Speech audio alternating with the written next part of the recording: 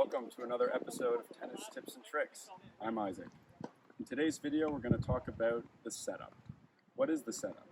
The setup is the preparation of the feet, the body, and the racket so that you can hit the ball on time or with the right impact point. In my view, there are three main elements to the setup. The first is the split step. The split step is a small hop that we perform just before our opponents make contact with the ball. And the idea is this gives us more time to reach the ball when it comes to our side of the court. You should try to time your split step so that you're landing right as your opponent makes contact. Following the split step, there's typically an opening step to the right or to the left, and that allows you to turn your body and get moving quickly.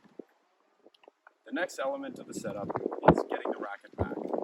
Now, as a beginner, I recommend simply getting the racket back and pointing it towards the back corner of the court, either on the forehand side or the backhand side.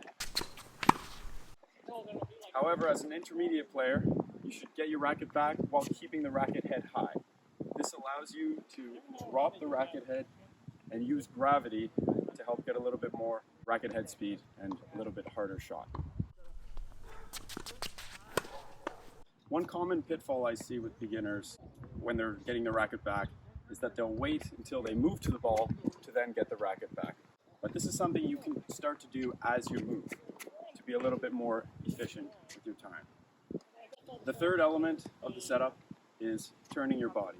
So as a beginner, I recommend using a neutral stance, which is when your feet are pointed to the side of the court, both on the forehand and the backhand.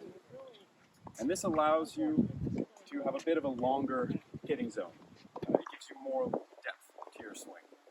As a more intermediate player, you can experiment with open stance, which is when your feet are generally pointed forward, but you're still rotating your upper body. So those are the three main elements of the setup. They apply at the baseline and also at the net. One great drill you can use to practice this stuff is yelling set or ready whenever your racket is back.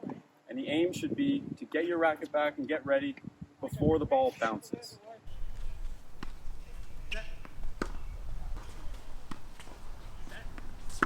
Nice.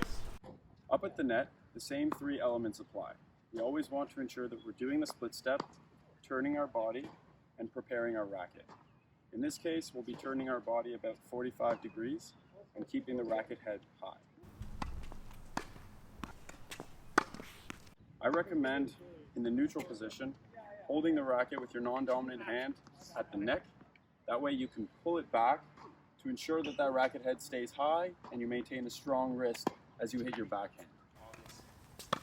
Too often, players will let go of the racket and the racket head will fall, and this isn't a very strong position to be hitting a volley. When serving, we should be trying to replicate a throwing motion. And naturally, if you throw something, let's say you're throwing a ball, you're inclined to turn sideways. So the same applies here. And as a general rule, I'd say on the deuce side or the right side of the court, get your front foot pointing towards the net post and your back foot parallel to the baseline. Moving over to the ad side or the left side of the court, I recommend keeping both feet parallel to the baseline and a little bit staggered such that your toes on your back feet line up with the heel of your front foot. Thanks for watching, and I hope you learned something. We'll see you out on the courts.